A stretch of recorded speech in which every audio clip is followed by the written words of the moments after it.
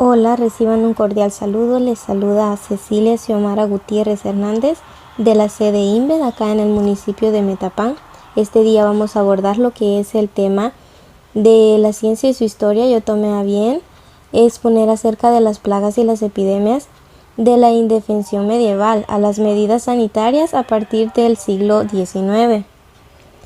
Como bien se sabe, las plagas han venido desde generaciones. En el mundo antiguo se vio azotado por enfermedades que se extendieron velozmente, con carácter epidémico o pandémico, produciendo gran mortandad. Estas epidemias recibieron el nombre genérico de pestes, como es de suponer, pues en las antigüedades, para el tiempo de la Biblia, como se ve, pues no era así de un carácter científico el hecho de que se dieran estas pandemias. Entonces las personas la asimilaban a lo que era la ira de Dios. Pero Hipócrates consideraba que la peste se propiciaba en las estaciones cálidas y húmedas. En su tercer libro de las epidemias afirma que el estado del aire y los cambios de estado generaban la peste. Aristóteles, sin embargo, las atribuía a las influencias de los cuerpos celestes. La peste de Siracusa sobrevino en el año 399 a.C., cuando el ejército cartaginés sitió Siracusa en Italia. De enfermedad surgió entre los soldados cartagineses. Los soldados morían entre el cuarto y sexto día con ataques de delirio y sufrimientos atroces. Luego surgió la peste justiniana. La humanidad estuvo a punto de extinguirse con aquella peste. Se originó al parecer en Egipto, extendiéndose a Palestina. Luego surgió la viruela, que fue comparada con la peste negra. Sin embargo, la historia temprana de la viruela presenta grandes dificultades para el historiador de la medicina, ya que es muy difícil establecer un diagnóstico diferencial entre la viruela y otras enfermedades eruptivas de tipo febril. Luego surgió la lepra. La descripción más antigua de la lepra corresponde al texto indio del siglo V a.C. Lo cierto es que a los leprosos de aquella época se les encerraba en vida, apartados de la comunidad, condenados a avisar de su presencia con una campanilla. Surgió desde 1347 a 1350, azotó a casi todo el continente europeo. Si bien era posible que en algunas ocasiones el enfermo se recuperase de la primera, las otras resultaban casi siempre mortales. El descenso demográfico fue en algunas zonas realmente terrorífico. En China y en la India, por ejemplo, la peste produjo entre los enfermos que la contrajeron una mortalidad que iba del 60 al 90%. Los índices de la pulmonar fueron prácticamente del 100%. La primera epidemia de fiebre amarilla sufrida por los europeos no tuvo lugar en Europa, sino en América, más concretamente en la Española. En el año 1494, programándose la enfermedad hasta la propia población indígena y continuando su acción mortífera hasta el año 1496. Luego surgió la rabia, que es una enfermedad siempre mortal que ataca el sistema nervioso y provoca encefalitis en los mamíferos. En los animales existe una forma paralítica de los roedores y una forma furiosa en los carnívoros. Luego se presentó la tuberculosis, que es una enfermedad muy antigua, habiéndose encontrado lesiones de posibles etimologías tuberculosas en huesos de momias egipcias que datan de 3700 años antes de Cristo. Sin embargo, no puede ser considerado como una enfermedad del pasado, ya que mata actualmente a 3 millones de personas por año en el mundo. Luego surge la neumonía asiática. Esta corría en los mediados del mes de marzo del 2003, cuando saltaron las primeras alarmas de la Organización Mundial de la Salud. Lanzaba una alerta mundial advirtiendo sobre un contagioso tipo de neumonía detectado en Asia. Desde entonces los científicos comenzaron a trabajar contrarreloj para identificar el virus causante de esta plaga, extremadamente contagiosa. En pocas semanas, varios investigadores de Hong Kong identificaron el virus que causaba la enfermedad y desarrollaron un sistema para detectarla en 8 horas. aunque el problema más grave era la falta de un tratamiento eficaz, ya que el virus se mostraba inmune a los antibióticos tradicionales. Ahora veremos lo que es el contexto histórico de las prácticas sanitarias y las enfermedades en las Californias durante el siglo XIX. Es casi seguro que las personas que poblaron el territorio de las Californias no se preocuparon por los aspectos de higiene pública al momento de iniciar las construcciones de sus viviendas, a la conformación de los alimentos.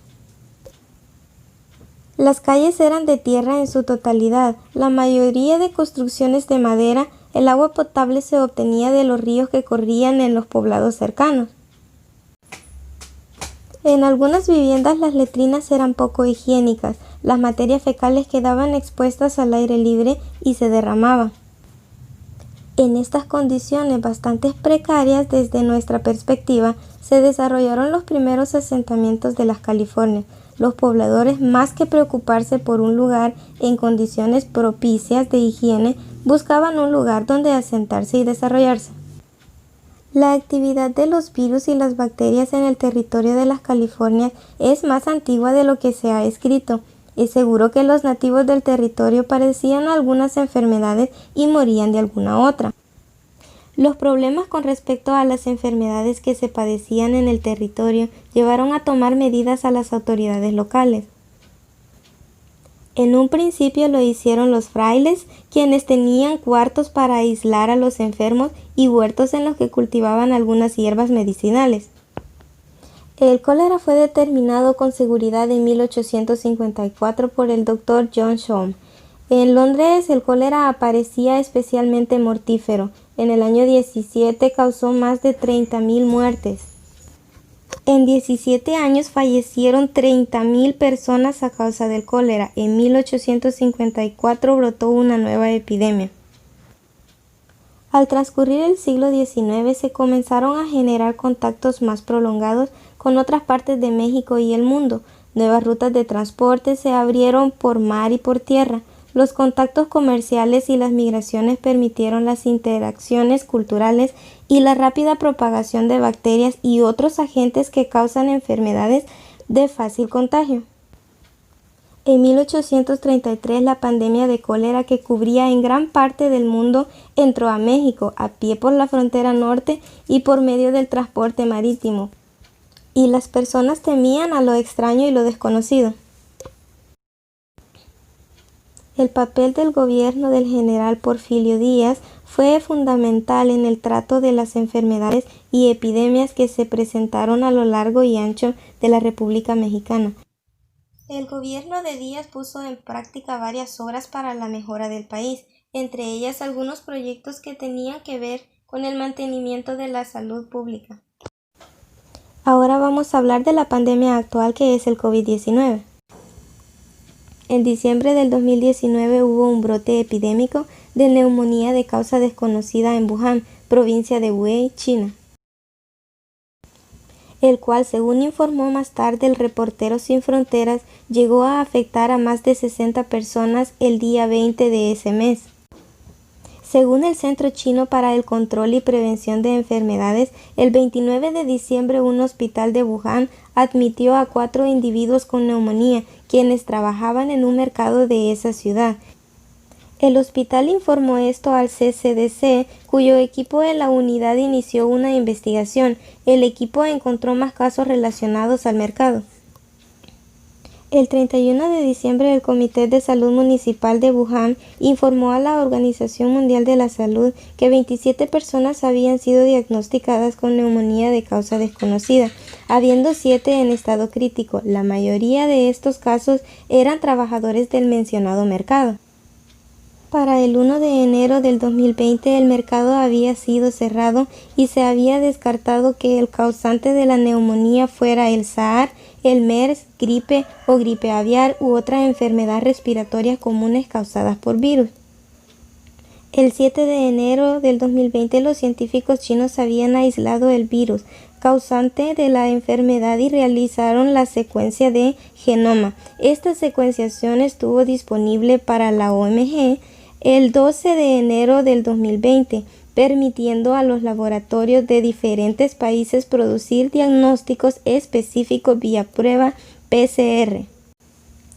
La rápida expansión de la enfermedad hizo que la Organización Mundial de la Salud el 30 de enero del 2020 la declarara emergencia sanitaria de preocupación internacional, basándose en el impacto que el virus podía tener en países subdesarrollados con menos infraestructura sanitaria.